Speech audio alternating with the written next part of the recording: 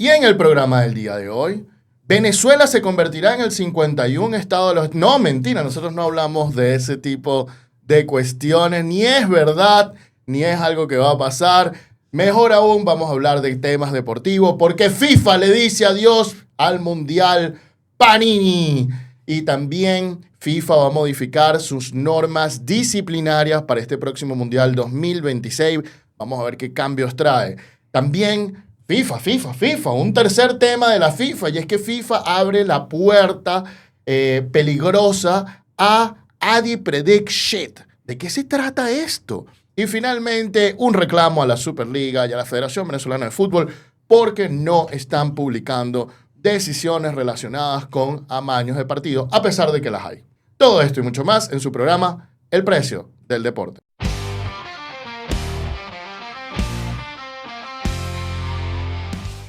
Esto es El Precio del Deporte. Muy buenos días, buenas tardes, buenas noches. Bienvenidos a su programa El Precio del Deporte, producido por Lauria Sports.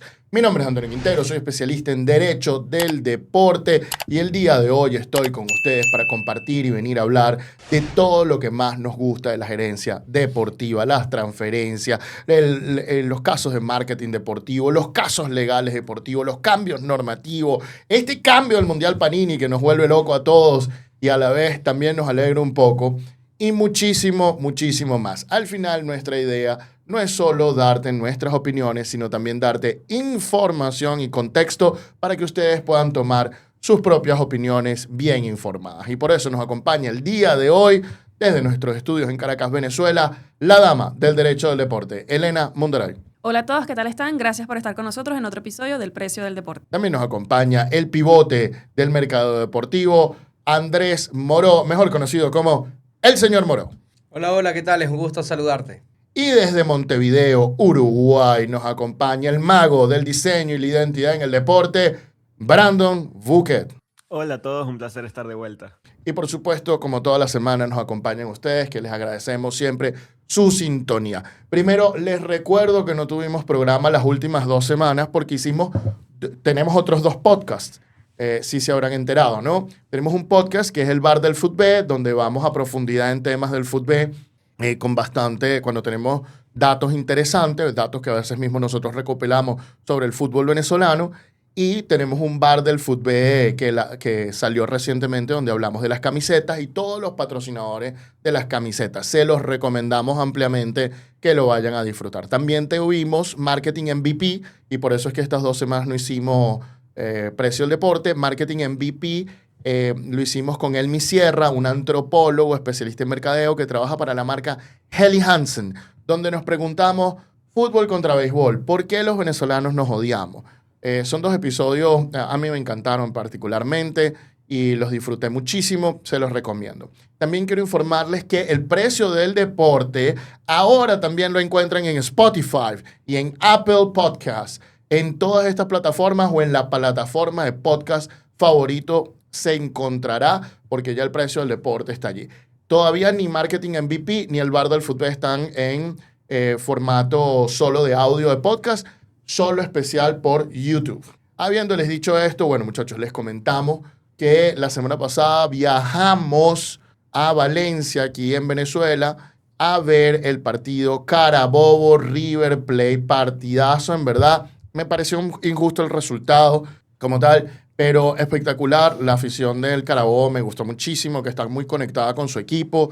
Y además de eso, bueno, un partido donde pasó de todo completamente. Andrés, cuéntanos un poco más de ese partido y además cuéntanos cómo empezamos a calentar motores hoy. Cuéntanos alguna novedad que has visto esta semana. Bueno, imagínate que tu equipo te invita a quedarte en su estadio, tu estadio, y que además una de las figuras más referentes y un campeón del mundo sea el host, sea el anfitrión y sea la persona que te reciba y te lleve un tour y hasta te enseñe a patear penales. Este es el caso de la colaboración en Airbnb y River Plate, que tendrá una actividad, una colaboración entre ambas marcas para que 2 personas que van a hacer mediante un concurso se puedan quedar y puedan pasar una noche en el estadio monumental de River Plate y que además van a ser recibidos por Gonzalo Montiel, el futbolista y lateral de River Plate, que además fue el que pateó el último penal en la Copa del Mundo de 2022. Entonces, un campeón del mundo te recibe, te va a enseñar a cómo patear penales. Imagínate prender la luz y ser el último que la apague en tu propio estadio. Me parece una colaboración espectacular lo que está haciendo Airbnb. No es nuevo, esto ya se ha visto en el estadio del Tottenham, esto se ha visto en el Maracaná. Es la primera vez que pasa en Argentina y me parece muy interesante porque entonces a partir del 15 de mayo empiezan a hacer el concurso desde tempranito, desde las 8 de la mañana vas a tener oportunidad de participar. A mí me parece espectacular, me parece una manera de acercar y gestionar la pasión de lo que estábamos viendo en un foro en estos días y es algo muy espectacular que promueve mucho el hincha, que mueve mucho el hincha afuera del resultado deportivo. Así que una estrellita para River Plate y otra también para Airbnb por haber pensado esto tan bonito y tan diferente. Hermano, me dejaste con la palabra en la boca, no me dijiste nada del partido. ¿Qué pasó? ¿Quieres que te diga el partido? Fue un partido muy emocionante, de copa, espectacular. La gente de Carabobo de verdad está muy metida con su equipo, muy comprometida y se ve buen ambiente. El estadio, bueno, la cancha estaba en muy buen estado, 2 equipos totalmente distintos, un partido muy parejo, un partido espectacular que estuvo emocionante de inicio a fin, de la manera que culminó, que terminó. Quizás es un poco injusto el resultado sobre el final, quizás es un poco, ¿cómo sería la palabra para decir que creo que faltó un poco más de experiencia para manejar o gestionar este tipo de partidos? Pero un partido emocionante, Carabobo la sigue peleando en las copas internacionales. Esta ha sido una de las ediciones de los últimos 10 años que Venezuela ha tenido más puntos en jornada a jornada. De hecho, hasta la última jornada estuvo hasta de 4.º lugar en la cantidad de puntos que pudo hacer. Así que algo está pasando en el nivel de juego del fútbol venezolano. Puede ser algo aislado, puede que no sea así. Ya lo veremos en el futuro, pero fue un partido muy entretenido y que de verdad yo creo que al hincha de Carabobo, más allá del resultado amargo, va a quedar con un sabor de que se le puede competir y se le puede ganar a equipos grandes. Sí, yo pienso lo mismo, Andrés. Fue así. Andrés estaba mencionando de que, bueno, hemos estado muy conectados. Noticia de River, partido del Carabobo con River, y resulta que estamos haciendo un seminario que está haciendo la agencia de fútbol Manos de Match, que tiene William Martínez, que se trajo unos ponentes espectaculares, donde uno de ellos es un directivo de River Plate y estuvo comentando varios temas, entre ellos tocó un tema de lo que es el manejo de la pasión. Me pareció interesantísimo esta situación. Muy bien, Airbnb continúa con sus experiencias. Ferrari, River ahora, ¿qué sigue?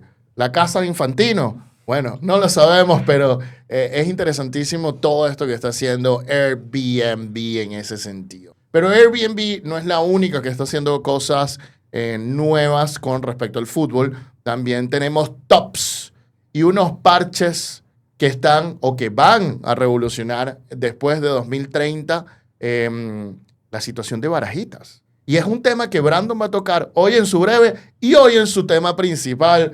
Pero vamos con el breve.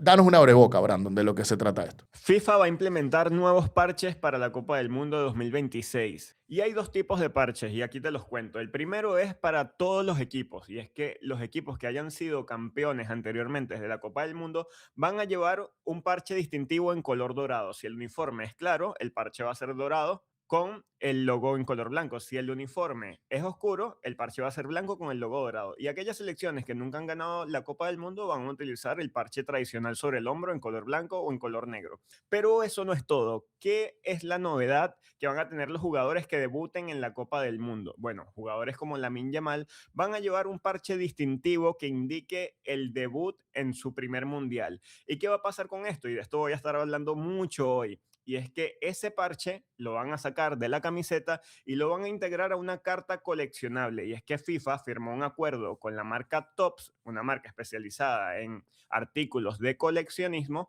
y a partir de 2031 se van a poder conseguir a la venta en subastas deportivas. Ese tipo de tarjetas son muy comunes y son coleccionables, así de este estilo.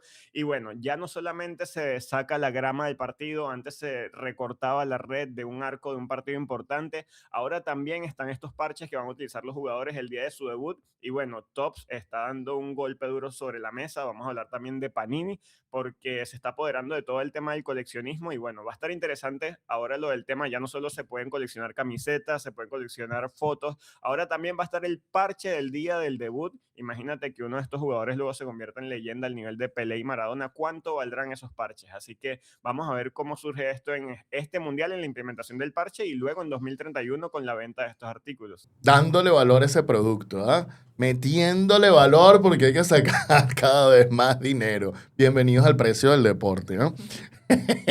Como Brandon siempre dice.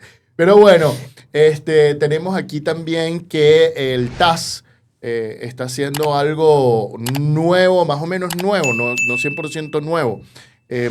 Y es que esta semana sacó una lista muy especial. Esta semana no, hace 2 semanas. Elena, cuéntanos un poco de qué va esta cuestión del TAS. Va ante todo sobre la transparencia en los procedimientos. ¿Y por qué?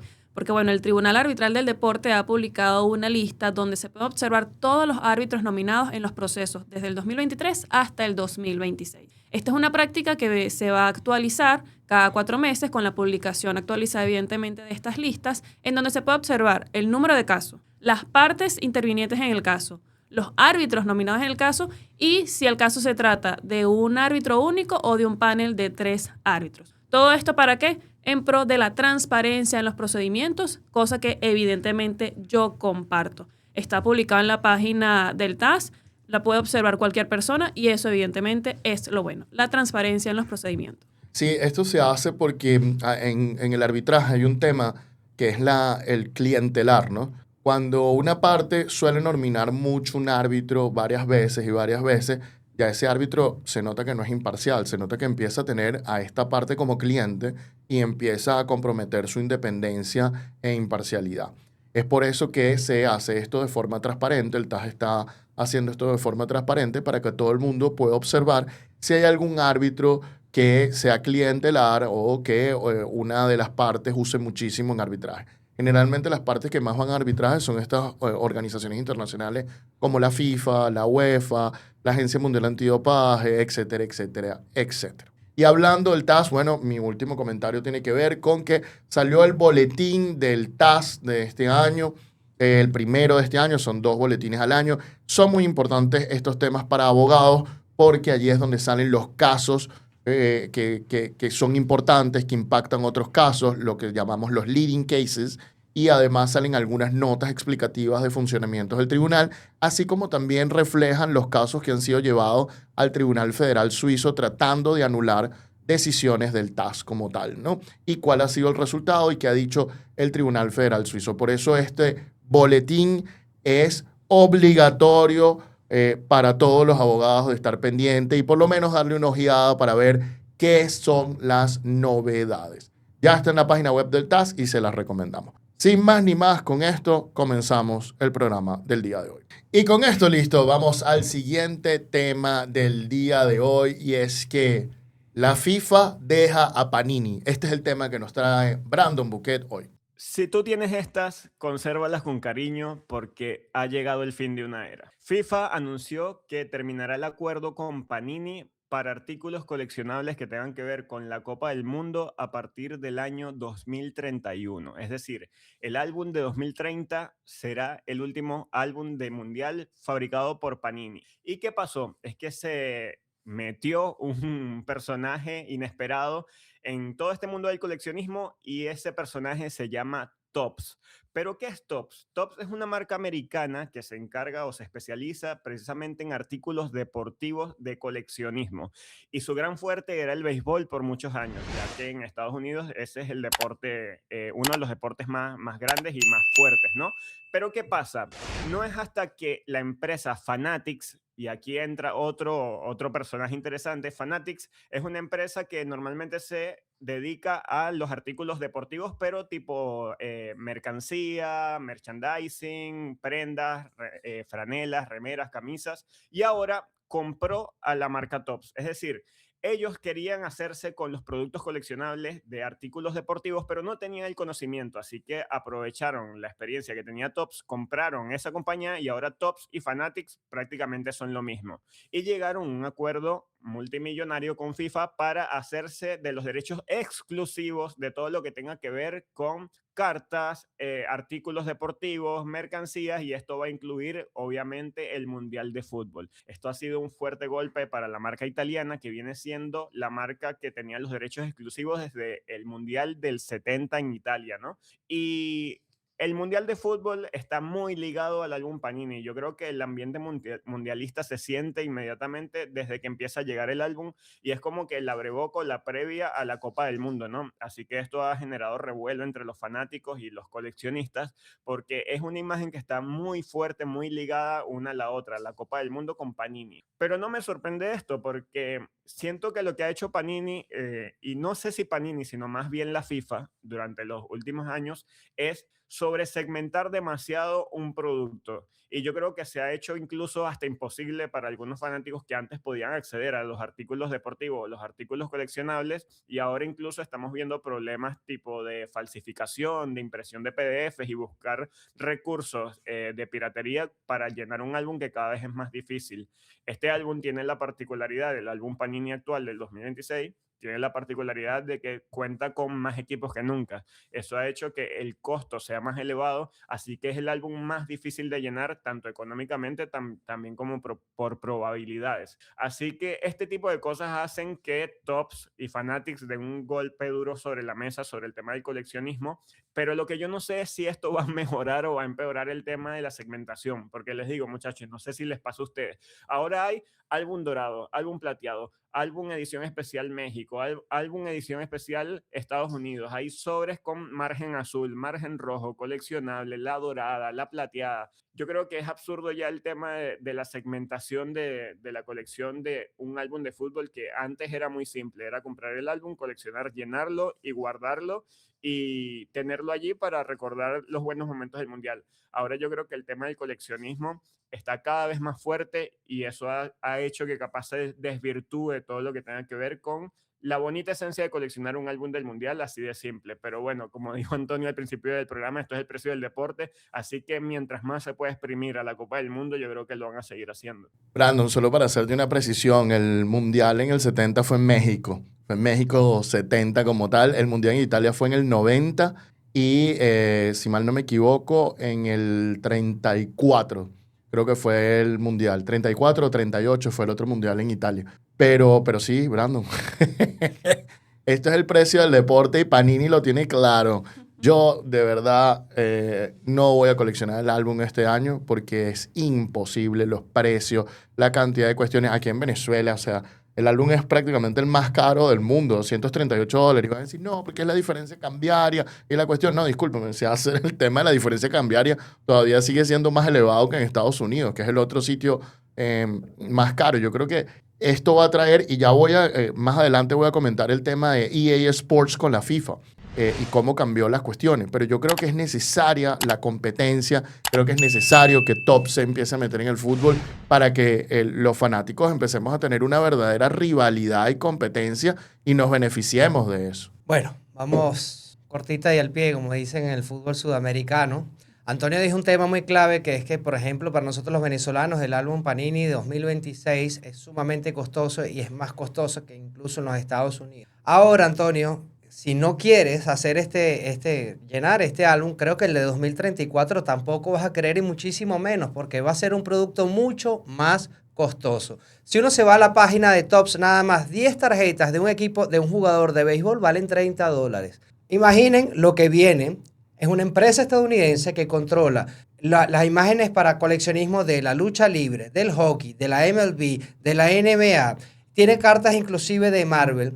Entendemos que si hay los reyes de la segmentación y los reyes de cómo mercadearte y cómo inflar un producto, y que abusar de todo esto son los estadounidenses. Te venden cosas de calidad, pero abusan con la especulación sobre el precio o sobre el valor que ellos estiman. Entonces imagínate ahora, a partir de 2034, cuánto va a costar un álbum para llenar. Es un producto que debería ser de volumen. Creo que ya los estadounidenses no están viendo todo como productos de volumen, sino simplemente le están añadiendo cada vez un valor monetario, y su segmentación es muy dura y muy ruda. Así que si no llenaste este álbum, yo creo que el de 2034 creo que lo vas a dejar también en visto. Yo creo que sí lo voy a llenar. con mi hermana, pero porque no voy a estar aquí en Venezuela y creo que me va a salir un poquito más económico. Ya les contaré en el futuro sobre esto.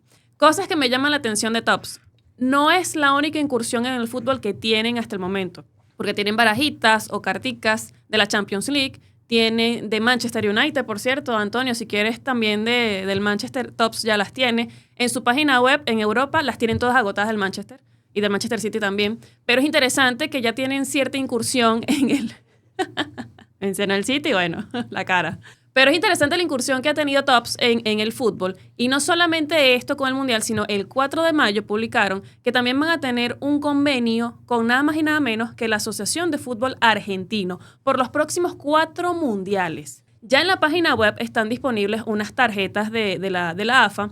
Tienen una con Lionel Messi, una con Agüero, otra con Di María. Así que Tops está ganando terreno ahora con las asociaciones directamente porque, bueno, ya como lo comentaba, tiene acuerdos con la Champions League, por ejemplo, para vender ciertas cartas. El precio de estas, de unas tarjetas, por ejemplo, mencionando también o abarcando un poco más lo que está mencionando Andrés, va desde los 10 euros, 13 euros, una sola tarjeta. Así que más o menos allí los precios los podemos calcular para ver un futuro, ¿no? Cómo viene con Tops y toda esta cuestión con las barajitas en el fútbol. Sí, pero esas tarjetas que valen 10 euros y 13 euros son las tarjetas que creo que Panini tiene el equivalente con Adrenaline, que son unas tarjetas cuadradas de cartón, prácticamente un cartón duro. No es lo mismo que la barajita Panini Evidentemente. que tiene pegatina que va directamente al álbum. Entiendo yo que es eso. Entonces, sí, Tops es más caro, pero también hay que ver cómo se va a rediseñar porque este no es un producto solo que va a salir en el mercado americano, sino que va a salir en el mercado de todas partes del mundo. Y el europeo no piensa precisamente igual de las mismas cosas que los americanos. Así que hay que ver medianamente cómo va a funcionar esto y cómo Tops se va a tener que adaptar no al mercado al que están acostumbrados, sino al mercado mundial. Precisamente Tops, viendo esto, tiene como propuesta repartir por el mundo de forma gratuita 150 millones de dólares en mercancía coleccionable, o al menos es lo que dicen en el comunicado, para fomentar en el mundo el fútbol juvenil. No sé cómo se relaciona una cosa con la otra, me imagino que lo darán a academias deportivas o los ingresos recaudados de eso lo darán en academias deportivas formativas juveniles, pero va a estar bastante interesante esa transición. Yo creo que vivimos en una época donde el fútbol está cambiando mucho y todo lo que teníamos como nostálgico y tradicional, si bien los equipos están buscando apuntar para allá, el fútbol cada vez se está modernizando más y nos estamos despidiendo de las cosas que nos han marcado durante muchos años. Y bueno, Panini le toca decir adiós en el 2030. Ahora hay que ver, va a ser interesante ver cómo se repone Panini de esto, porque ya han tenido disputas Panini y Tops por los derechos, como mencionó Elena, de la Champions League, de la UEFA, de la Liga de Naciones, de la Eurocopa, así que va a ser interesante ver cómo se repone. Recordemos que Panini fue primero una empresa dedicada a los diarios en Italia y luego incursionó en el mundo del coleccionismo de las figuritas o las barajitas, pero no solamente tiene el álbum mundial de la FIFA, sino que tiene otros productos, pero evidentemente su producto gordo era el del mundial de FIFA, así que era muy rentable esperar cada 4 años para poder vender en todo el mundo esto. Vamos a ver cómo se reponen, pero me parece muy, muy extraño lo que está haciendo la FIFA. Entiendo de qué va, pero todo el tema de los precios dinámicos, de buscar sacar de más, ya yo creo que me mareé con el tema de las distintas versiones y segmentaciones de productos, porque ahora no solamente, repito, no son solamente las barajitas en el álbum, sino que ahora también te sacan unos extra stickers de distintos colores.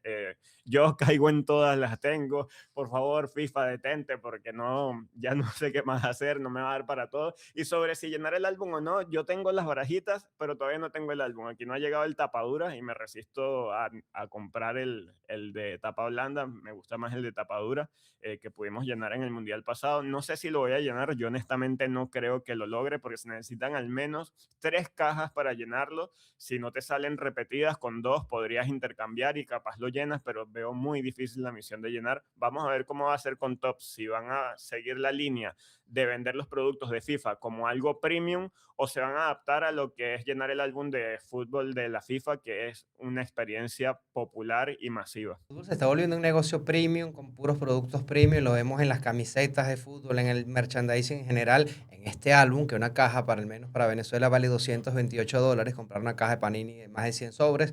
Así que vamos a tener una idea y creo que con Topps va a ser mucho más caro. Ahora vamos a verle el lado positivo a la cuestión. Y es que Topps saca productos de muy buena gama y hace algo totalmente distinto a lo que hace Panini. Vamos a hablar del álbum. Yo espero que al menos Topps tenga la visión de hacer unas barajitas totalmente distintas a la foto tradicional que ponen en los álbumes, que a mí personalmente me parece aburridísima tener un cromo de Messi como si yo fuese el papá de Messi y tuviese la foto de mi hijo en la cartera que sale que le voy a llevar la foto hacia un documento. Creo que ver las futbolistas jugando, haciendo un jugador de una chilena, una cosa, con más datos, con más estadísticas, creo que lo puede hacer mucho más interesante de lo que ha hecho Panini. Panini se quedó con lo tradicional, con lo clásico, con la fórmula que le ha funcionado y eso me parece genial porque creó un arraigo, creó todo un movimiento mundial. Hay que ver ahora cómo va a ser la innovación de Topps. Creo que la innovación siempre va a dejar cosas buenas, también va a dejar cosas malas. No sabemos, le tenemos miedo, le tenemos resistencia a lo nuevo. A mí lo que más me genera resistencia es el tema de precios, pero creo que los americanos vendiendo productos van a ser mucho más interesantes y van a tener una mente mucho más creativa para ofrecerle que lo tradicional como se quedó Panini. Oye, Andrés, qué buen punto. Me gusta cómo piensas. Creo que el tema de Topps ha sido interesantísimo hoy. Yo lo único que les tengo por agregar es el tema de EA Sports. Creo que hay mucha gente que está apostando y está diciendo que este cambio de Panini a Topps va a pasar como lo de EA Sports con la FIFA. Y yo siento que el problema es que en el caso de EA Sports, este juego que tenía FIFA con EA, básicamente fueron comiéndose el mercado por las licencias. El tema de las licencias ayudó mucho al juego. Y entonces, al comerse el mercado, bueno, antes estaba Virtua Striker, estaba Pro Evolution Soccer, antes International Superstar Soccer, etcétera, etcétera. Y cuando llegamos al punto de que FIFA va a dejar directamente a EA, no hay otro competidor en el mercado, porque el otro competidor que tal vez podía ser era el 2K, los juegos 2K. Pero los juegos 2K no desarrollaban juegos de fútbol, desarrollaban juegos de baloncesto, de béisbol, de otra cuestión, pero no de fútbol como tal. Entonces FIFA básicamente deja EA Sports por un desacuerdo monetario y al dejar EA Sports no tenía dónde saltar.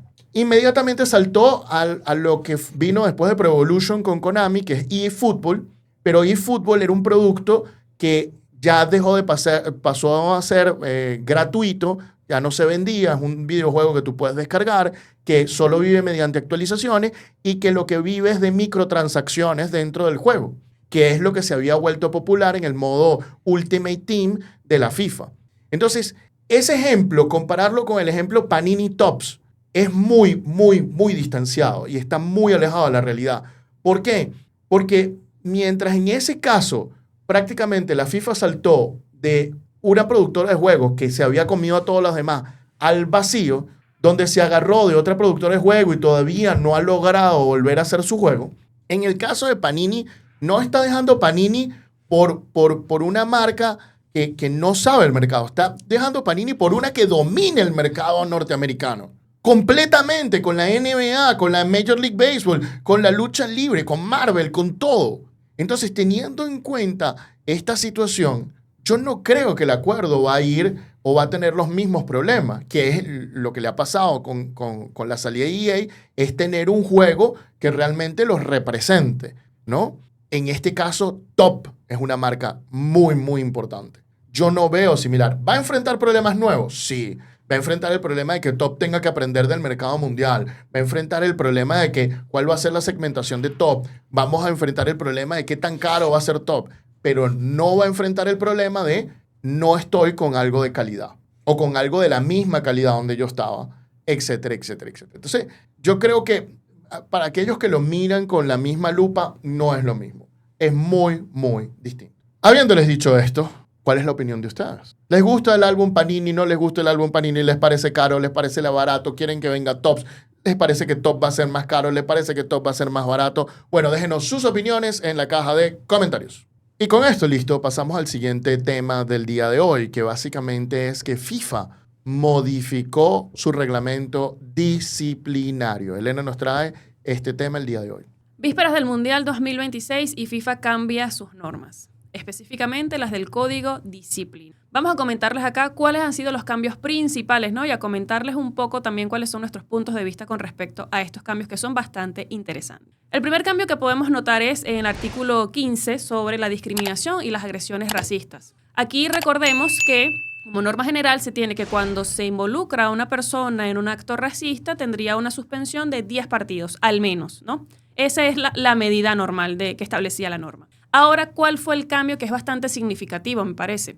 Se va a poder perdonar incluso la mitad de la sanción si la persona acepta haber cometido un acto discriminatorio, siempre que evidentemente acepte también hacer un curso o un programa educativo aprobado por la FIFA con respecto a estos temas racistas. Me parece que la sanción de 10 juegos estaba bien, estos actos evidentemente hay que castigarlos con ejemplos, pero que se pueda perdonar a cambio que la persona acepte haber cometido un error, me parece también bastante aceptable. Tenemos que hay unos atenuantes en diferentes medidas disciplinarias que se puedan adoptar en un proceso disciplinario también, que se involucre en este tema, también me parece bastante aprobado, bastante interesante que la FIFA haya tomado esto en cuenta.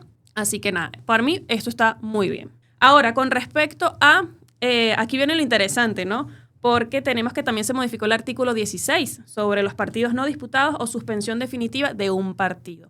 Ahora ya está establecido en el Código Disciplinario, en su nueva modificación, que se puede decretar la derrota cuando un equipo se retire o renuncia a participar en un partido. Esto como una medida disciplinaria. ¿Y qué les recuerda esto? Porque a mi mente viene directamente el caso de Senegal y Marruecos, que evidentemente está todavía acá en discusión en el tribunal. Veremos cuál es el resultado, pero esta norma, este cambio en específico, me parece que el antecedente directo es este caso de Senegal y Marruecos. ¿Qué van pensando ustedes sobre esto? Le comento también a Antonio que ya tiene opiniones sobre esto. ¿Qué te parece este cambio? ¿Y crees que este antecedente de Senegal y Marruecos tiene algo que ver con este cambio disciplinario? 100%, Elena, porque el problema de ese partido de Senegal y Marruecos es que, y eso es lo que te quiero preguntar al final de lo que voy a decir, es que ese problema es que se retira parte del equipo de Senegal, no se retira completo el equipo de Senegal, el árbitro no decreta el retiro y lo vuelve a reintegrar. Y teniendo en cuenta eso, oye, el árbitro avaló ese retiro prácticamente. Ergo, al dejar de volver al equipo y permitir que se dispute el partido, en ese caso debería, yo he reflexionado demasiado sobre este tema, me parece súper interesante, pero en virtud de que el equipo regresa, oye, ya tienes que terminar el partido y cumplirlo. Ahora, lo que la FIFA está hablando es, si te retiras te castigo inmediatamente, no hay opción para el árbitro. La gran pregunta aquí, y este es el tema para los abogados, ¿qué es el retiro? ¿Cómo se define el retiro? Ese es el gran tema. Y lo define, Elena. El nuevo Código Disciplinario no lo define. No lo define, solamente está establecido lo que dije aquí en la sección anterior, pero sí, este antecedente me parece súper claro con respecto al caso de Senegal y Marruecos, justamente por cómo se desarrollaron las cuestiones, ¿no? El árbitro no decretó que había una retirada en ese momento, que el equipo regresó, se continuó el partido, se cobró el penal que se tenía que cobrar, se terminó el partido y hubo un campeón. Ahora, bueno, vemos lo que pasó, les discutimos también este caso en uno de los episodios anteriores del Precio del Deporte, dimos también nuestra opinión con respecto a esto, pero esto es un claro ejemplo de que las cosas que pasan en el terreno tienen implicaciones evidentemente en las normas y se van adaptando, ¿no? Por eso estas modificaciones. Veremos más adelante, en todo caso, que se llegue a aplicar esto y cuáles pudieran ser, evidentemente, las consecuencias de una de estas cuestiones. Otro de los cambios también interesantes que hay es que se modificaron ciertas cuestiones del Código Disciplinario tomando en cuenta también las modificaciones que se le hicieron al Código Mundial Antidopaje. Ya la FIFA se preparó con respecto a esto, hay ciertas modificaciones, pero la más importante es que los casos de dopaje, ahora su primera instancia ante FIFA será la Comisión de Apelaciones, de una vez, directamente. Esto evidentemente también para ahorrar un poco de tiempo, ¿no? Ahorrar instancias y bueno, por lo menos eso ya está cambiado acá tomando en cuenta las modificaciones desde el área del dopaje. Y una de las cuestiones también interesantes es que el código disciplinario ya se adapta totalmente al uso horario de Estados Unidos, específicamente Miami, en donde se encuentra su departamento legal. Ya dicen que el uso horario corresponde al de Miami, ya las multas están establecidas en dólares de Estados Unidos, las multas que es el tema favorito de Andrés, ya se olvidaron de los francos suizos, ahora es dólar norteamericano. Esto evidentemente también para que haya una generalización de todas estas cuestiones en el código de una vez. Y ahora vamos a otro tema bastante interesante que yo creo que tiene un antecedente súper recontra claro. Y es que se modificó un poco el artículo 22 del Código Disciplinario que establecía la falsificación de documentos y las consecuencias con respecto a esto. ¿Por qué? Porque, bueno, el artículo antes establecía que en caso de falsificación de documentos, las personas involucradas iban a ser suspendidas por al menos 12 meses, ¿no? Y la FIFA entendía que eso estaba involucrada, que estaba suspendida por toda actividad relacionada con el deporte, con la práctica del fútbol. Pero, tenemos un detallazo bastante importante. Y ese detallazo es nada más y nada menos que el caso de los jugadores de Malasia, que, como sabemos y también discutimos aquí en este programa, que las modificaciones de FIFA las discutimos aquí, ¿no? Qué interesante esto. Hablando sobre este detalle del caso de los jugadores de Malasia, recordemos que hubo una falsificación de documentos, justamente por cuestiones de identidad, para poder representar a la selección. La FIFA determinó que había una falsificación de documentos, estos apelaron ante el TAS y el TAS, si bien dijo que efectivamente había una falsificación de documentos, no estaba de acuerdo con la FIFA con respecto a la suspensión de toda actividad relacionada con el fútbol. El árbitro del TAS en ese caso dijo que al menos los jugadores podían participar en los entrenamientos de sus clubes. Es decir, que la suspensión de toda actividad relativa al deporte al árbitro no le quedó totalmente claro.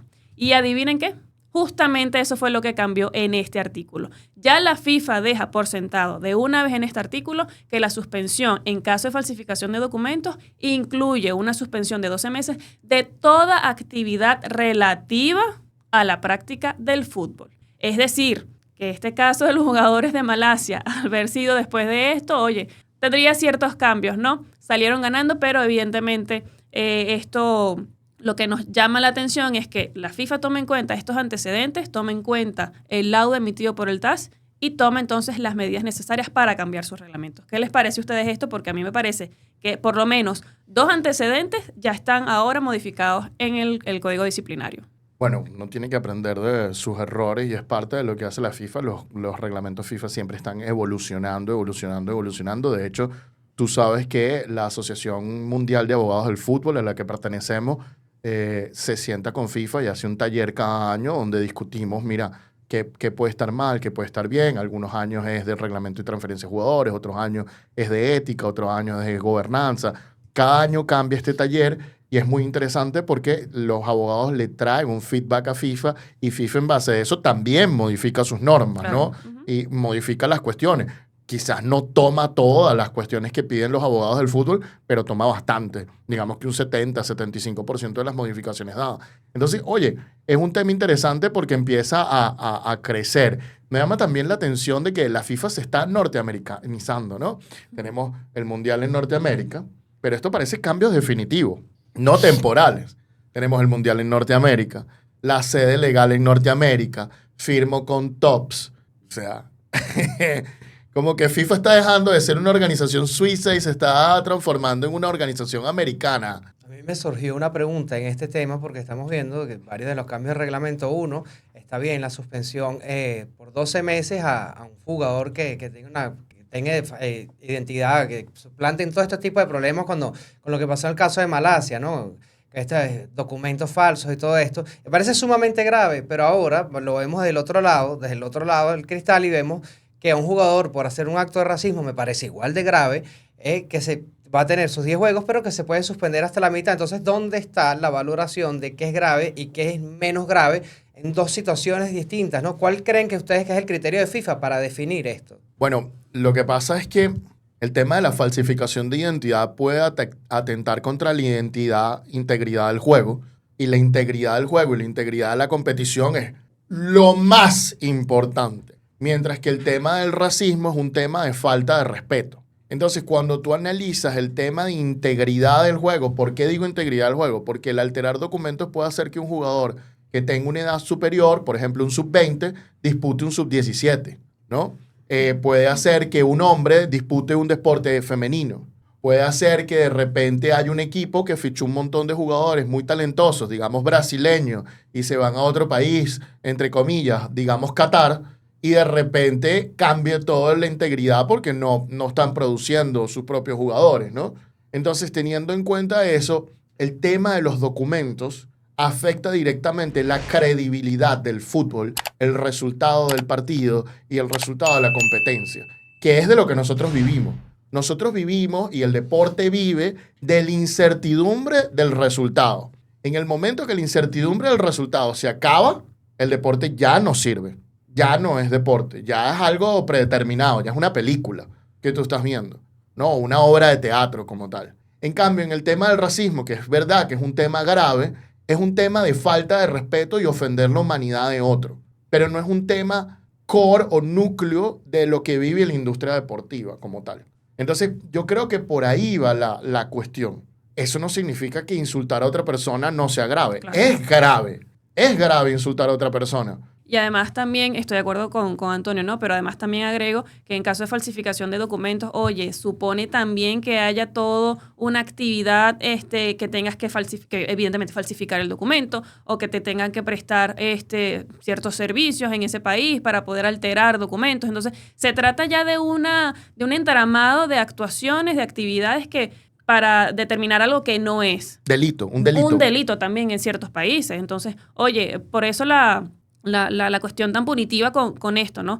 Ese es el punto que quería agregar allí sobre la falsificación de documentos. Y otro de antes de que creo que Brandon va a hablar algo, pero sencillamente para comentar sobre otras modificaciones, después hay una también bastante interesante, es que el retraso de los partidos también va a tener medidas disciplinarias. Esto estaba en el anexo 1, pero ya lo dejaron claro en el cuerpo del Código Disciplinario. Y también una cuestión importante, el artículo 21, que establece las consecuencias en caso de impagos cuando una persona no cumpla con una decisión de un órgano de la FIFA o del TAS. Ahora se incluye que esos impagos también pueden tener consecuencias en caso de que le deban dinero a los agentes y a los organizadores del partido. No quiere decir que antes no se podía sancionar a una persona cuando le debía dinero a un agente. No, evidentemente sí se podía. Pero ahora se deja claro y transparente en el Código Disciplinario. Me parece también, evidentemente, una modificación bastante acertada porque así deja claro de por sí todas estas cuestiones. Sí, se clarificó. Aquí lo que vemos es que el equipo legal de FIFA y el de prevención de crisis y riesgo está básicamente jugando su propio partido, ¿no? Viene el Mundial, así que se están blindando. Y como vemos en los memes, ¿no? Sabemos bien que en torneos internacionales se juegan dos competiciones. Está la competición oficial, que sería el Mundial de Fútbol, y luego está el Mundial de la Xenofobia. Lamentablemente eso también pasa, ¿no? Como que este tipo de competiciones incrementa el nacionalismo y muchas de estas cosas se elevan un poco, ¿no?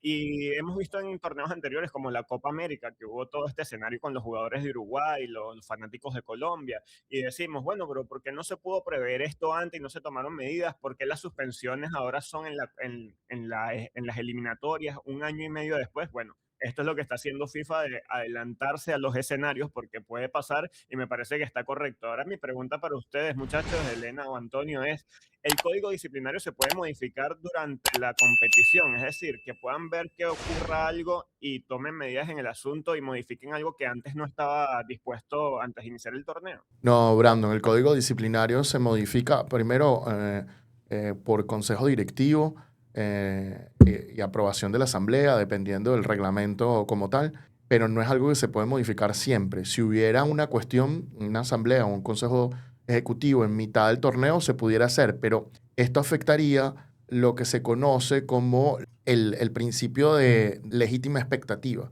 Entonces, tú no debes cambiar reglamentos durante una competencia. Ninguno. A veces lo que vemos, por ejemplo, la Liga Fútbol se la pasa haciéndolo, ¿no? Eso no es correcto. La única forma de cambiar ese tipo de reglamentos, no solo la Liga Fútbol, mira, lo vimos en natación en Brasil. Sí. Hubo un caso que observamos en natación en Brasil, incluso no era un caso de natación en Brasil, discúlpame, fue la FINA, fue la Federación Internacional de Natación, que a mitad de un torneo cambió el reglamento y justamente los atletas amenazaron con demandarla y devolvieron toda la broma y terminaron clasificando todos los atletas porque por el cambio del reglamento a los Juegos Olímpicos pasados hubo un problema directamente con unos clasificaciones a Tokio, creo que fue, no fue a los pasados, fue a Tokio, Y este problema de clasificación, los atletas amenazaron con demandar, inmediatamente fueron los que clasificaron de acuerdo al nuevo reglamento y de acuerdo al viejo reglamento. Porque eso atenta contra la expectativa legítima del competidor. Porque el competidor tú le das unas reglas para comenzar la competencia y si se las cambias a mitad de camino, oye, la integridad de la competición cambia. Y nuevamente, la integridad de la competición es lo más importante en el deporte. Y para agregar, evidentemente, estas normas entran en vigencia desde el mes de mayo, bueno, un mes y algo antes del inicio del Mundial. Ahora bien, uno de los cambios más importantes, pero ya hablando de las reglas de juego, porque también están involucrados ciertas cuestiones que pasaron este mismo año, de hecho, para tomar en cuenta este cambio. Nada más y nada menos que ahora se va a permitir que el árbitro de una competición pueda sacarle tarjeta roja a una persona, a un jugador que se retire como medida de protesta en contra de una decisión del árbitro, eso por una parte, y también se le puede permitir al árbitro sacar una tarjeta roja en caso de que un jugador se tape la boca, se cubre la boca con la camiseta por un acto de racismo. ¿A qué les recuerda a ustedes esto? Esto está clarísimo porque de hecho en las redes sociales se puede ver ya la llamada Ley Vinicius Prestiani, por justamente los antecedentes que tenemos de este caso, que también los hablamos aquí en Precio del Deporte. Ahora quiero saber cuáles son sus comentarios porque esto ya puede hacerse efectivo jugando fútbol. ¿Qué les parece? Honestamente, no pensé que íbamos a llegar a esto. Todavía no estoy claro si estoy a favor o en contra, porque me parece que estamos yendo muy allá, porque no siempre que te tapas la boca a veces estás diciéndole algo a alguien que es una estrategia, que es una cuestión. Entonces, ahora te tapas la boca y ya, inmediatamente. Los jugadores empezaron a taparse la boca porque con la televisión HD se empezaron a leer los labios y las cosas que decían. Pero ahora, para evitar pruebas, también se empezaron a tapar la boca para generar problemas de pruebas. El tema es que, oye, me parece que estamos yendo lejos, pues. Yo no estoy seguro de estar de acuerdo con esto. Bueno, fíjate, Antonio, tú me respondiste la duda que yo tenía, ¿no? La inquietud que yo tenía sobre el criterio de la valoración. Y me diste un razonamiento del que discrepo totalmente, pero tiene mucho sentido lógico, ¿no? Tiene mucho razonamiento lógico para la función del negocio y para entender cómo esta industria tiene que seguir adelante. Ahora, fíjate que la FIFA te pone algo que también es sumamente importante y te lanza esto de lanzarle una tarjeta roja, mostrar una tarjeta roja, expulsar a un futbolista por taparse la boca para hablarle a un rival. Esto quiere decir que es sumamente importante también y que no quieren que en el Mundial de Fútbol se repita el caso Prestiani Vinicius, porque es sumamente atacar a la humanidad de alguien, la raza de alguien, es sumamente complejo. Y la FIFA lo que se está es blindando, como dijo Brandon, para que esto no ocurra en el evento deportivo más visto del mundo. Entonces, fíjate cómo te da un mensaje que la industria se maneja de una manera, pero cuando yo tengo todos los focos y cuando me están viendo todo el mundo, tengo que también dar el ejemplo con los derechos más básicos de los humanos, ¿no? Sí, totalmente. Yo creo que tienes razón en que hay una incoherencia en este sentido. Sin embargo, para mí sigue siendo mucho más importante la integridad de la competición a cualquier otra cosa, porque sin la integridad de la competición no hay competencia. No hay ni siquiera racismo, porque no hay competencia. ¿Me entiendes? O sea, ese es el nivel de la integridad de la competición. Ese es el tema principal. Y por eso para mí es más valioso eso. Entiendo de que la FIFA saque una tarjeta roja. A mí me parece que está siendo desproporcionado. Es decir, a mí la contradicción me parece que esto debería ser más bajo. Ese es el problema. ¿Por qué? Porque cada vez que te tapas la boca no estás diciendo un insulto racista. Y muchas veces los jugadores se están protegiendo de otras cosas. Entonces, que ahora el jugador va a jugar mudo. ¿Qué tanto va a afectar esto al fútbol? Si uno se habla y tú lo haces jugando fútbol, chico. Porque tú muchas veces has jugado fútbol contra mí, me gritas bromas cuando has sido arquero. Y me has hecho pelarme goles porque empiezas a gritar como loco cuando estás 1 contra 1 en la broma. Entonces, que ahora vas a tener que jugar mudo. Porque, ¿cómo es la broma? O todo va a tener que ser vocal y entonces te van a leer los labios y a cada rato te van... No, mira, o sea... La gente va a tener que jugar mudo. Entonces, cuando tú estás pidiendo el balón y ves que al otro lo van a atacar, que le gritan aquí en Venezuela, te van. Ya no se puede. Porque entonces te leen y tal vez hasta qué punto vamos a llegar, no lo sé. Por eso a mí me falta análisis. A mí todavía me falta análisis. Y yo quiero ver qué va a pasar cuando un jugador lo haga involuntariamente, porque es un mecanismo que ya tienen muy automático los jugadores. Es algo que ocurre muy del día a día y forma parte de la dinámica del partido, como dice Antonio. Así que seguramente a alguno que otro jugador se le va a pasar, va a hacerlo de forma inconsciente y yo quiero ver cómo van a atacar ahí esa situación. Y por otra parte me parece excelente la medida porque eso va a abrir la puerta a que un canal, no sé si ustedes lo conocen, que se llama El Día Después, que son expertos en leyendo labios y haciendo simulaciones en lo que dicen los jugadores, que siempre están ahí en el terreno de juego, sacan videos muy graciosos, así que bueno, ese tapado de boca muchas veces también era para la prensa, ¿no? En estos días donde se han colado muchas noticias del Real Madrid, de jugadores, de disputas, también ellos se protegen de este tipo de cosas, del amarillismo. Vamos a ver cómo va a atacar entonces la FIFA cuando un jugador lo haga involuntariamente y qué se van a decir, si van a haber códigos, porque también está la cámara cam, la referee cam, que también capta la imagen. No sé si ahora va a captar también sonido. Sabemos que hay micrófonos en el terreno de juego, debajo de la grama, así que cada vez todo va a estar más expuesto. Y yo te aseguro que la FIFA va a cobrar un plan extra premium para poder escuchar todo lo que dicen los jugadores y ver todo lo que ven los árbitros y jugadores. Así que no me sorprendería. Yo creo que por ahí va lo de no taparse la boca. Muy bien, Brando. Fíjate, yo estoy de acuerdo con las medidas que se tienen que tomar para evitar este tipo de actos o para que haya consecuencias cuando se comete este tipo de actos racistas. Pero ahora, la medida de que simplemente taparse la boca ya te genere una tarjeta roja me parece un poco extremo. Tendremos que ver cómo se evalúa, cómo se desarrolla en un juego, porque como lo dice Brandon, si de manera involuntaria yo me tapo la cara para secarme, para, no sé, quitarme algo, oye, y me saca una tarjeta roja, me parece que el árbitro encargado de tener un trabajo extra para determinar si hay racismo, si no hay racismo, y entonces si no hay racismo o si sí lo hay y otro jugador viene y dice, no, pero es que me está gritando. Es un mundo que vamos a descubrir ahora con respecto a estas acciones que se están tomando, pero evidentemente las acciones contra el racismo, evidentemente siempre bienvenidas, pero ahora el extremo de esto, vamos a ver cómo se desarrolla. Ya vimos modificaciones, ¿no?, en las reglas de juego, en el código disciplinario. Si pasa algo más, yo estoy segura que no va a pesar la mano para seguir cambiando las normas. Esto es una muestra de ello. Pero bueno, aquí les traemos estas modificaciones para estar al tanto justamente con lo que pasa en el Mundial y bueno, cómo se aplican estas normas ahora. Claro que sí, la pregunta es para ustedes. ¿Qué les parecen estas nuevas modificaciones de la FIFA? Bueno, déjennos sus opiniones en la caja de comentarios. Y con esto listo, pasamos al siguiente tema del día de hoy. Es que FIFA acaba de firmar un acuerdo con no puedo pronunciarlo, Street, no sé cómo es que es la cuestión. Por favor, Andrés, explícanos qué es esto y por qué es peligroso en tu opinión.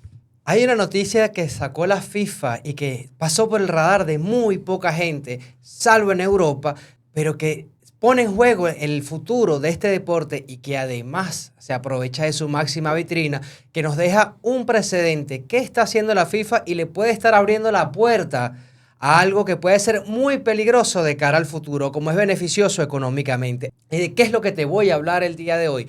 Y es que el pasado 3 de abril la FIFA publicó y está en su propia página web un acuerdo comercial con una empresa que se llama Adi Predict Street.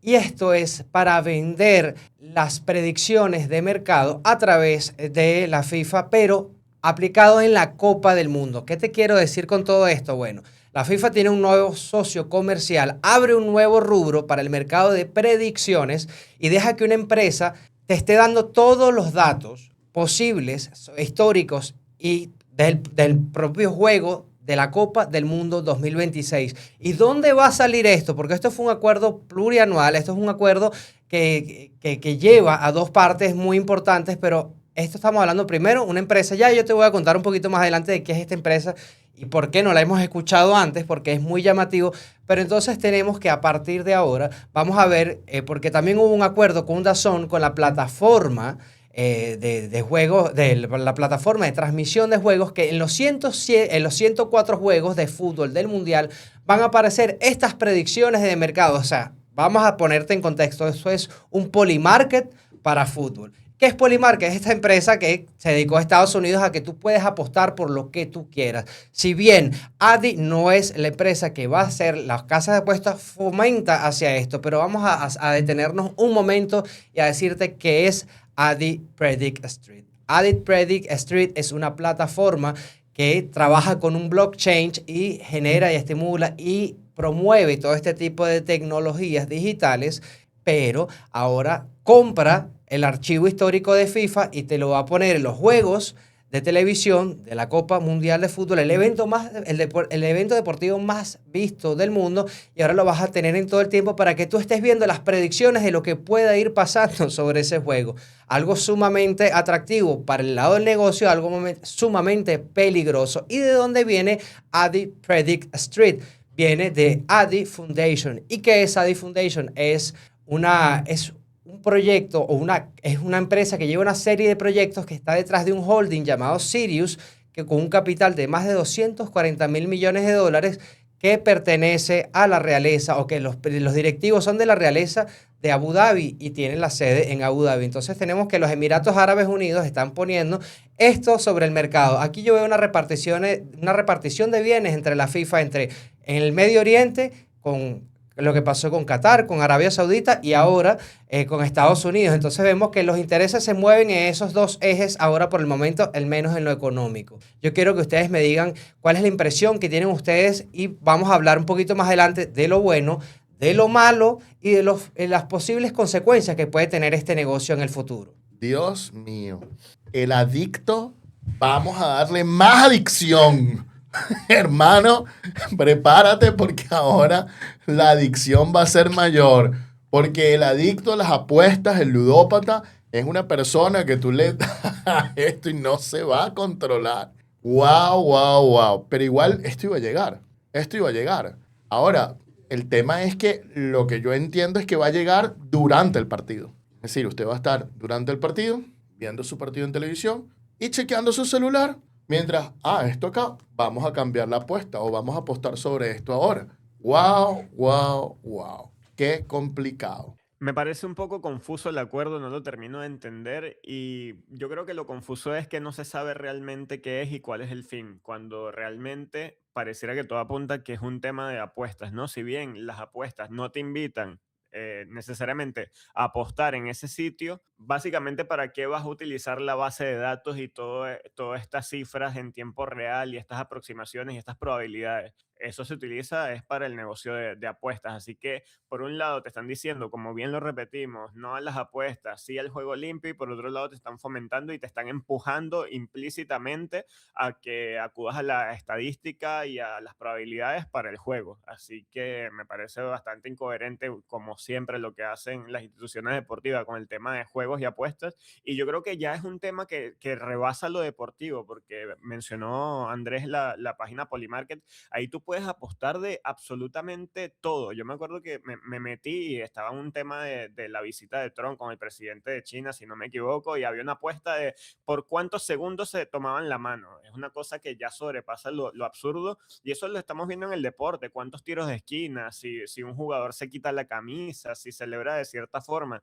Entonces yo creo que ya se está creando un mundo paralelo donde incluso algunas personas, las más adictas al juego, terminan dándole más importancia al resultado de la apuesta que al resultado deportivo, y eso es muy peligroso tanto para los jóvenes como para la gente que es muy sensible a este tipo de cosas. Y bueno, y ahora la FIFA te lo pone en bandeja de plata y te dice, aquí tienes en tiempo real para que juegues y apuestes. Eso me parece súper peligroso, como dice Andrés. Por una parte, entiendo que lo que se quiere es una inmersión total en el Mundial, ¿no? Porque sabemos que cuando estamos viendo televisión, un partido, también la persona está viendo su teléfono, viendo las redes sociales, viendo los comentarios de otras personas sobre el partido o sobre otro tema y simplemente el partido allí de fondo. Ahora, tomaron eso y dijeron, no podemos desaprovechar esta oportunidad, tomando en cuenta que la gente tiene esa experiencia, ¿no?, al ver un partido, y vamos a darle, bueno, parte de un veneno, que es la parte mala que yo veo, porque esto es una apuesta bastante disfrazada, yo lo veo bastante claro. Ya que Brandon menciona lo de Polymarket, justamente se pueden hacer predicciones, ¿no?, de cualquier tipo que terminan siendo unas apuestas. Si está lo de incluso el saludo entre Trump y Xi Jinping, incluso hay una nueva, que es la que está en el momento, es que si en este 2026 habrá una pandemia por los antivirus y la sigue apostando. Y no solamente eso, sino que detrás de esto hay una billetera de criptomonedas y muchas cuestiones de estas también procuran que haya cierto anonimato, ¿no?, en estas billeteras, en estas cuestiones. Yo veo bastantes alertas rojas, bastante peligro, Pero nada, entiendo por una parte que es una parte de la experiencia que quiere la FIFA para que las personas obtengan, no sé, más entretenimiento, ¿no? No solamente el partido, sino también algo propio que lo puedas controlar tú mismo, pero los vicios yo creo que están aquí totalmente desencadenados. Esa es la parte negativa que yo veo, pero bueno, son las cosas. Cuando uno se pone a ver un poquito más de trasfondo, primero Addict Predict Street no está todavía disponible. Uno se mete en su página web y sale la imagen que tenemos atrás en nuestros televisores y simplemente de ahí no puedes pasar porque se va a activar en el Mundial, ¿no? Y esto responde a un holding que quiere promover las criptomonedas que están ancladas en el dirham de Emiratos Árabes Unidos, ¿no? Ya por ahí ya entendemos un poquito más hacia dónde va la cuestión. Pero hay unos elementos un poco turbios, ¿no? Un poco turbinas aquí sobre la cuestión y es cómo obtuvo la licencia. Y esto fue muy cuestionado en medios europeos de que Addict Predict Street sacó la licencia en muy poco tiempo y está registrada y fue aprobada en Gibraltar. Entonces ahí fue cuestionada, fue por el breve tiempo en que le dieron el apruebo, ¿no? Que le dieron el aval de que eso estaba bien constituido. No sabemos nada sobre ese producto. Ahora la FIFA te lo vende. Y ahora tienes esto y está respaldado por un grupo económico que es un músculo financiero increíblemente grande. Entonces solo estamos viendo aquí como que intereses económicos por una parte, intereses económicos de otra parte, ¿no? Pero bueno, vamos a hablar un poquito sobre el tema de qué es los lados positivos que yo le veo a este nuevo sponsor, ¿no? Y es que creo que la FIFA creo que desbloqueó un nuevo nivel de comercialización a su propuesta de valor, que es a la Copa del Mundo. Dice, bueno, ahora yo estoy vendiendo un rubro más, que es la predicción de mercado. Ahora yo estoy vendiendo el análisis, ahora yo estoy vendiendo mi archivo histórico y alguien está dispuesto a comprarlo. Creo que si esto llega a ver una manera exitosa de que de verdad no se salga de las manos, puede ser ahora para el deporte mundial que esto va a ser muy cotidiano, que va a ser que el análisis y la predicción de mercado va a tener un valor muy alto y va a tener también una negociación y la transacción pues va a ser beneficiosa para el mundo del deporte, de la industria o de la federación o de la institución que esté haciendo este tipo de cosas, ¿no? Otro, bueno, que estamos viendo el lado positivo, insisto, le veo más negativo que positivo, pero que bueno, que el análisis, ellos te lo venden como que es una experiencia inmersiva donde vas a tener mucha data y mucho análisis.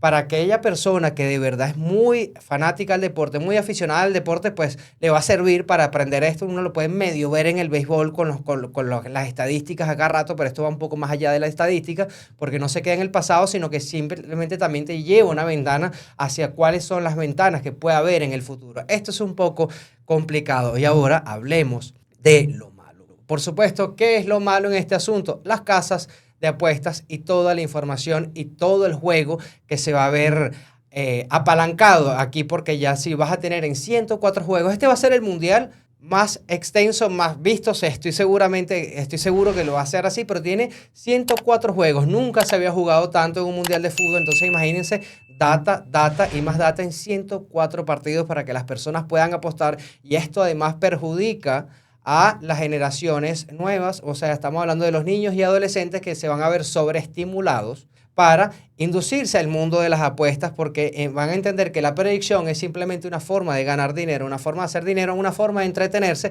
pero la ludopatía existe y es un tema muy delicado. Otro tema que veo acá también, que lo veo como negativo, es este mundial, por las dimensiones que tienen, por lo grande que es, creo que hay demasiada saturación comercial y esto puede hacer que tu inversión, tu marca como empresa, en una copa tan importante, un evento tan importante, pero teniendo tantas marcas alrededor y tantos espacios vendidos y sobrevendidos que quizás por ahí se pueda desaprovechar o sea tan invasivo que cause un rechazo muy grande. Esto está por verse porque lamentablemente Addict Predict Street no nos ha mostrado nada de su página, no sabemos nada de ellos, tampoco tienen un pasado para uno decir, wow, que sí, qué interesante el trabajo que han hecho en otros deportes o en otras áreas, así que bueno, simplemente nos tocará ver y sentir qué tan buena experiencia o mala experiencia puede hacer para la Copa del Mundo. Sumando a las cosas negativas, Andrés, creo que también hay que tomar en cuenta que muchas de estas plataformas están prohibidas en ciertos países. Por ejemplo, estoy buscando,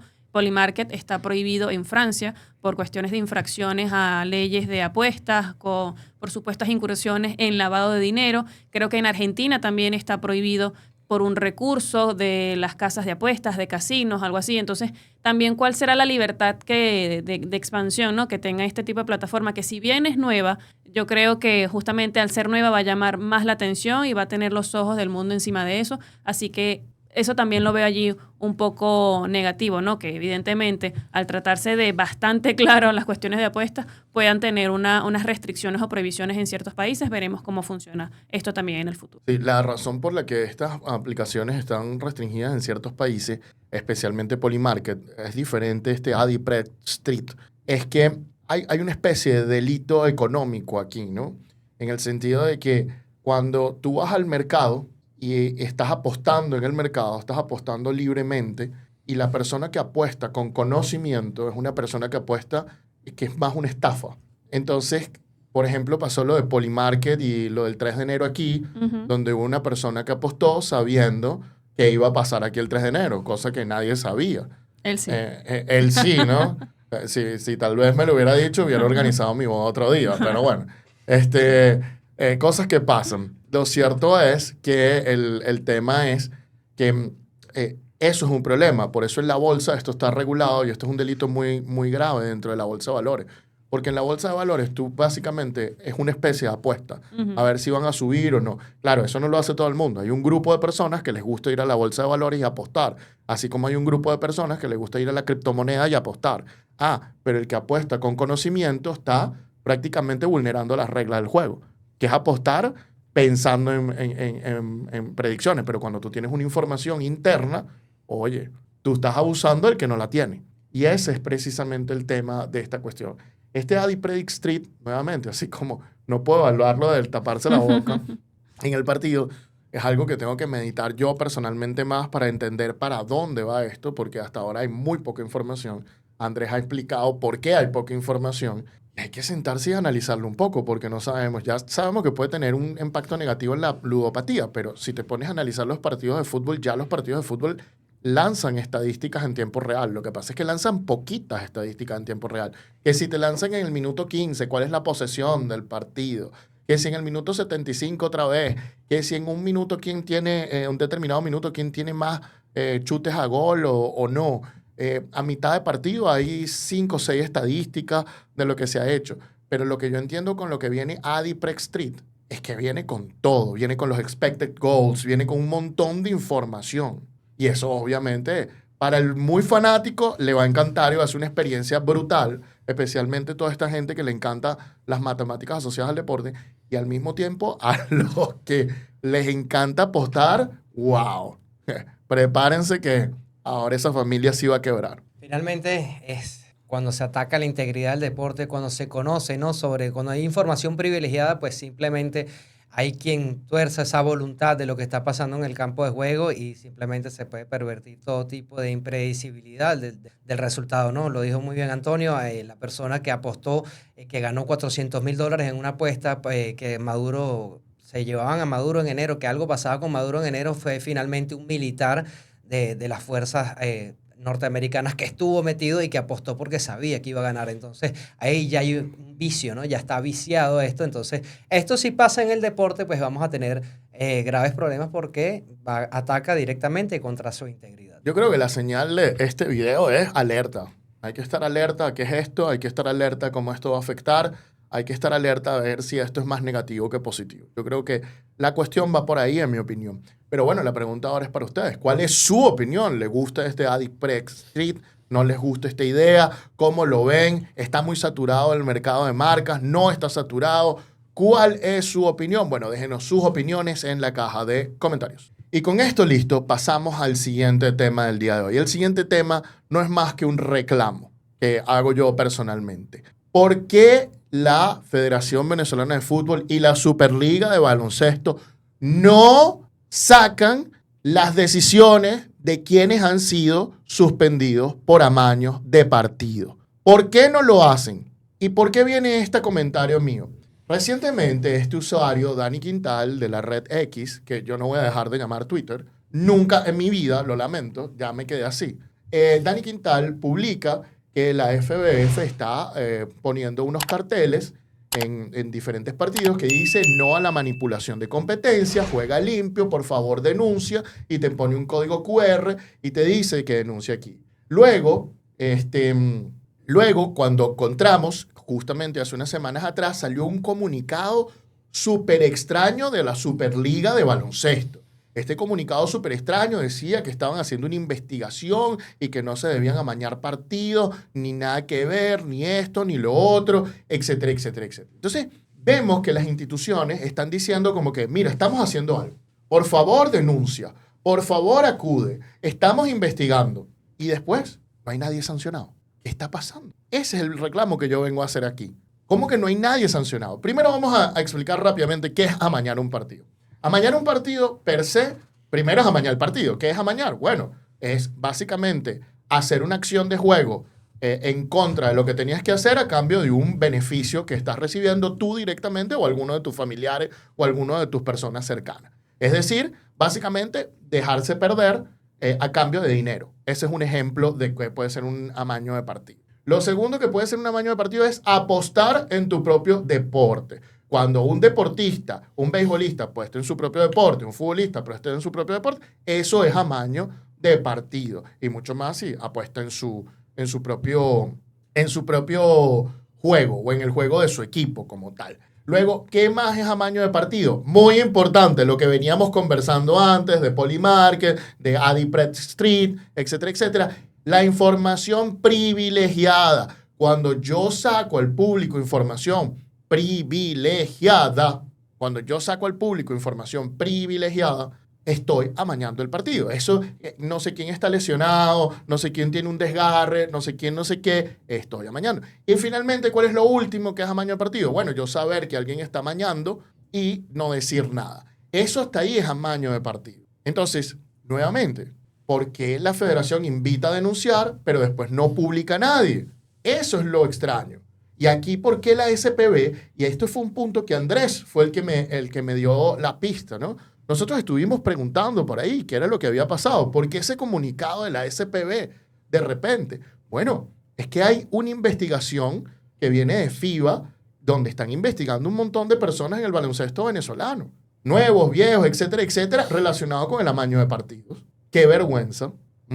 Entonces, cuando estamos observando eso, empezamos a ver que, oye, si hay un problema aquí de amaños de partidos, ¿qué está pasando? ¿Por qué es importante publicar lo de los amaños de partido? Y esto lo quiero explicar. Es importantísimo publicarlo porque le da transparencia al juego. Le manda un desincentivo a las personas de no amañes partido y se muestra una verdadera justicia. Entonces, cuando nosotros empezamos a ver la situación y cambió el fútbol ahora y empezamos a ver arbitrajes raros, que no se revise el VAR, que no hay VAR en todos los partidos. El Táchira acaba de denunciar el mal uso del VAR. Hizo un comunicado público ayer o anteayer sobre esto. Hay alineaciones raras con goleadas raras.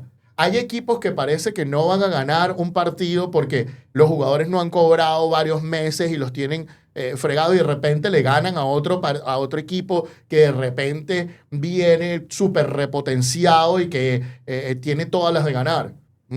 Y las alineaciones rarísimas que de repente presentan y se resultan en goleadas. Entonces, hay cuestiones raras. Y cuando empiecen a salir estas decisiones, nos dice directamente que se está trabajando contra el amaño de partido. Entonces, tú pidas que uno denuncie, pero después no entregas la decisión. ¿Por qué? Además, la Federación Venezolana de Fútbol sí ha decidido casos de amaños de partido. Yo no voy a comentar aquí todos los detalles, pero está la decisión 127 del año 2025 del expediente 142 del año 2024, donde sancionaron a unos jugadores por amaño de partido. No voy a contar el caso a mí, no me corresponde a mí. La pregunta es ¿por qué no lo publican? Parte de la sanción es que se sepa que amañaste un partido. ¿O es que hay otro objetivo y es que hay más amaños de partido de los que no sabemos? Y además la publicación de decisiones se va a saber si hay dirigentes involucrados. Vas a ver si hay árbitros involucrados. Vas a ver si hay directivos involucrados. No solo jugadores, entrenadores involucrados. Y cuando ocurra algo, después se puede el público traquear con la transparencia debida si alguien fue investigado o no. Por ejemplo, aquel hecho que todo el mundo se enteró en el fútbol nacional, donde un dirigente entró al camerino de árbitros a mitad del tiempo y estuvo ahí un buen rato. Si se publicaran las decisiones, sabríamos si este dirigente fue o no fue llevado. Entonces, ¿por qué no publican? Ese es mi problema principal. Además, lo de los amaños de partido del fútbol no es nuevo. No es nuevo porque ya tenemos que en el Nacional, en el año yo creo que 2011, 2012 o 2014, por ahí, entre 2011 y 2014, salió la primera publicación de amaños de partido en el fútbol nacional, que la hizo Daniel Prat, que ahora trabaja internacionalmente. Y ahí hizo todo un artículo de cómo intentaban amañar los partidos. ¿Por qué no estamos publicando las decisiones? Ese es el gran problema. FIFA la publica. Mira, FIFA no es que solo la publica, hermano. FIFA te tiene una página web que te dice, no solo te publica todos los casos, sino que además te publica cuáles son los casos más importantes, te señala cuál es el criterio importante en esos casos de amaño y te los publica completamente. Vámonos a la MLS. Major League Soccer, lo hablamos aquí, agarró y suspendió 2 jugadores de por vida. ¿Y qué hizo? Lo publicó. Ok, digamos que los gringos y la transparencia y la cuestión estaban un poco más adecuados.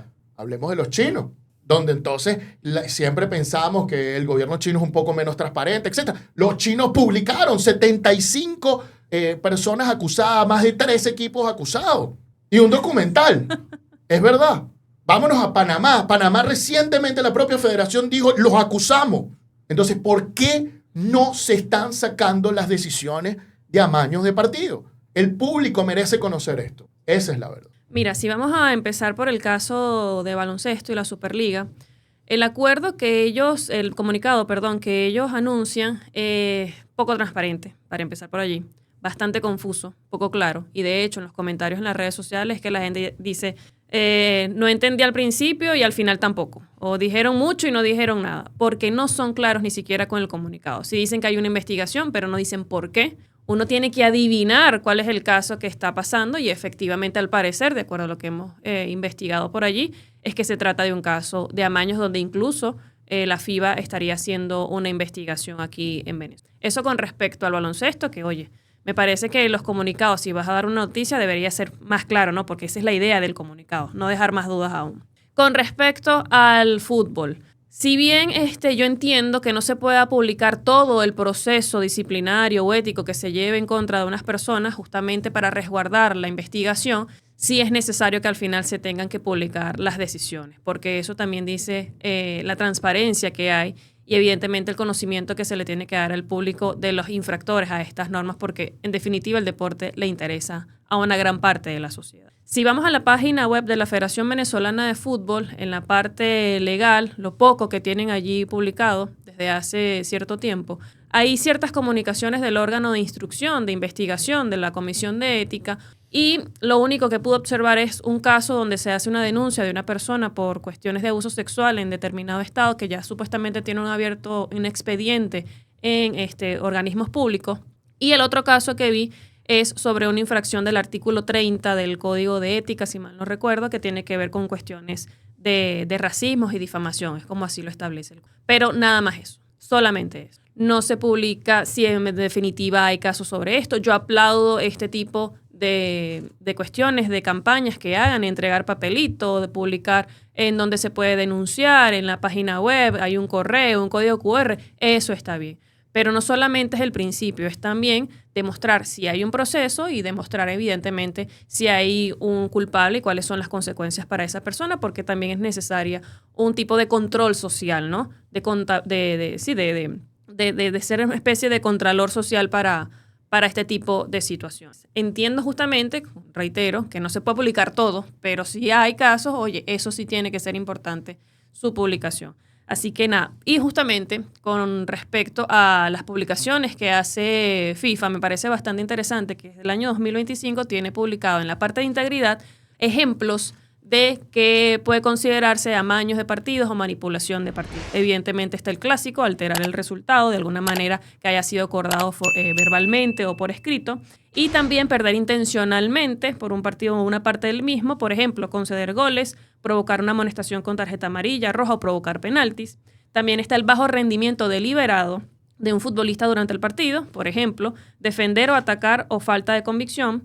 También otra manera de amañar el partido es la incorrecta aplicación deliberada de las reglas de juego por parte del árbitro u otros miembros del cuerpo arbitral. Por ejemplo, mostrar tarjetas amarillas o rojas cuando no corresponden o señalar penaltis. Y también, por otra parte, está decidir no sacar tarjetas amarillas o rojas o no señalar penaltis. Entonces, hay un conglomerado, ¿no?, de cuestiones que se tienen que tomar en cuenta para determinar si hay un amaño de partidos, y ese conglomerado, al parecer, también está coincidiendo con muchas cuestiones de que están pasando en los partidos en el fútbol. Allí dejamos esta información, allí dejamos nuestra opinión.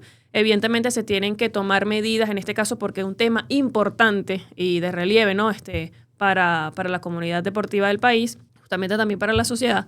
Así que así es nuestra opinión. Evidentemente hace falta bastante trabajo para este tema aquí en el amaño de partidos en México. ¿Por qué es importante y hasta necesario que se publiquen las decisiones? Al menos a ti como liga o como institución que rige y crea la competición, ¿no? Y es que ante la falta de información oficial surgen las dudas, surgen las preguntas y las suposiciones. Y si tú estás viendo que hay denuncias públicas de distintos participantes, tanto de aficionados, de futbolistas y entrenadores tras partidos, yo creo que es porque algo está sucediendo.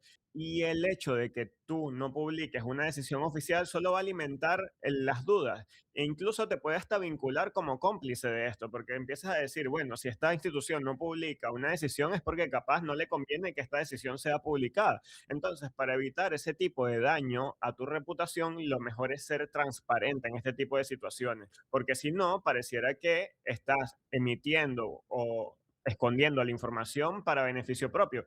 Capaz puedan decir, no, pero es que queremos proteger la reputación y la integridad de esta persona. Pero yo creo que si esta persona infringió con las reglas de la competición, debe ser expuesta de manera ejemplar para que no siga ocurriendo esto y la gente diga, bueno, mira lo que me va a pasar si yo empiezo a romper las reglas de juego.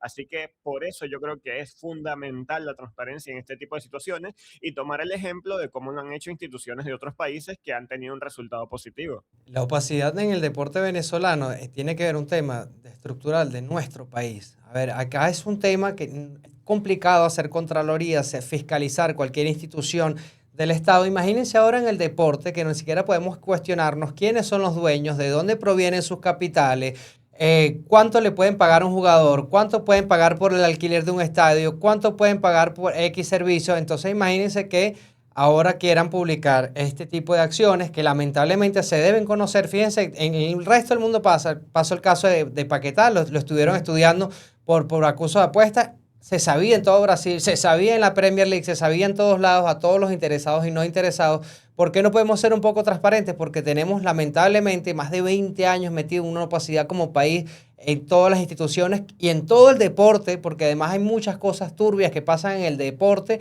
que lamentablemente no las conocemos y que tampoco pueden salir a la luz porque hay demasiadas personas perjudicadas. Ahora, esto puede ser un indicio, esto puede ser un primer paso para que las instituciones se comiencen a institucionalizar. Pues a mí me parece una medida correcta que poco a poco se vaya haciendo un poquito más de transparencia. Sé que de la noche a la mañana no vamos a tener algo, no vamos a tener todo lo que queremos y toda la información que queremos, pero creo que por aquí comenzando, ¿quiénes son los afectados? ¿Quiénes son las personas que están, las empresas que están en esto metidos? ¿Quiénes son los protagonistas y los cómplices de todo esto? Creo que nos puede empezar a abrir un portal de decir, oye, estamos haciendo las cosas algo mejor de lo que estábamos haciendo. Yo estuve indagando varias cosas.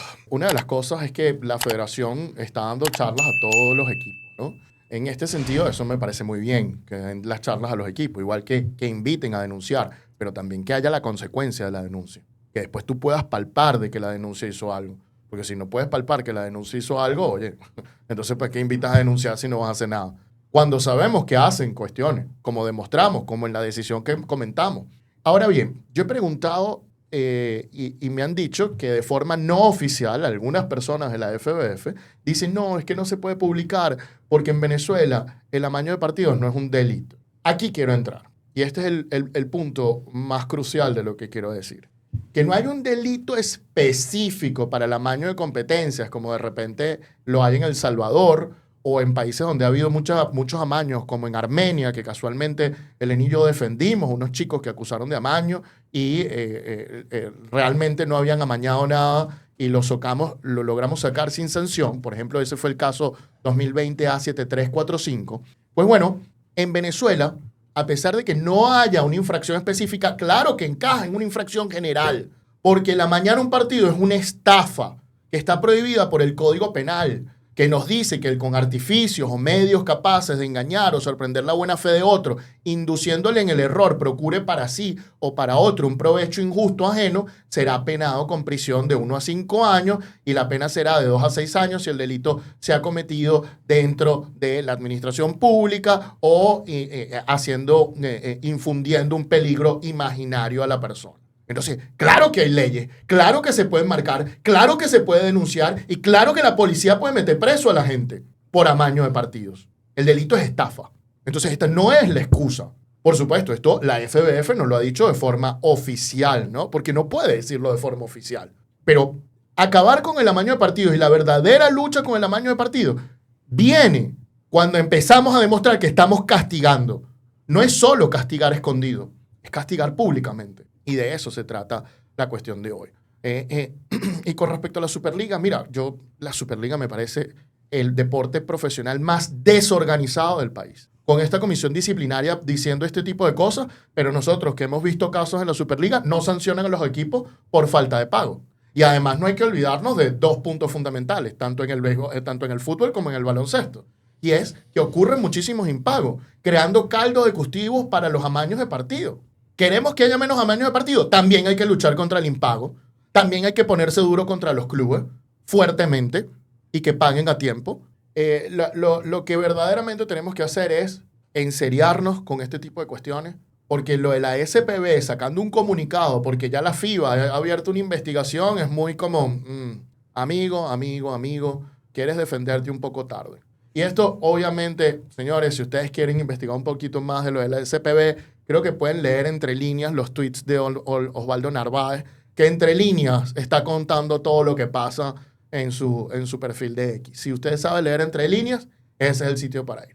Habiéndoles dicho esto, mi conclusión personal es, no es solo publicar o decir denuncia o esto, no, es corregir el mal sistémicamente para que mejore verdaderamente el fútbol venezolano. ¿Tú quieres que verdaderamente el fútbol venezolano mejore?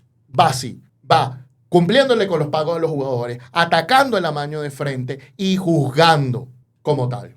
Porque hay que hacer justicia a pesar de que el cielo se caiga, como dice la gran frase siempre. Esa es mi opinión y ahí se las dejo.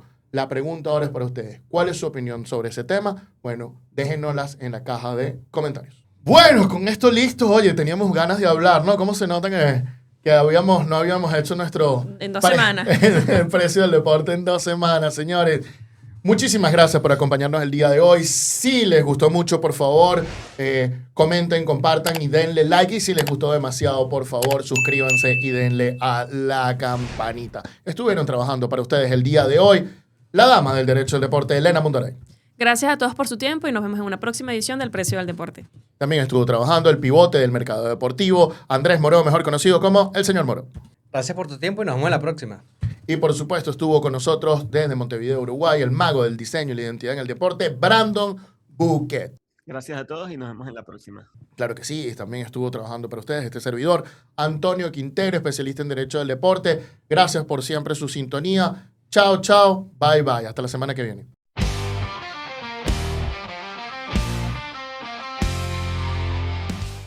Esto es el precio del deporte.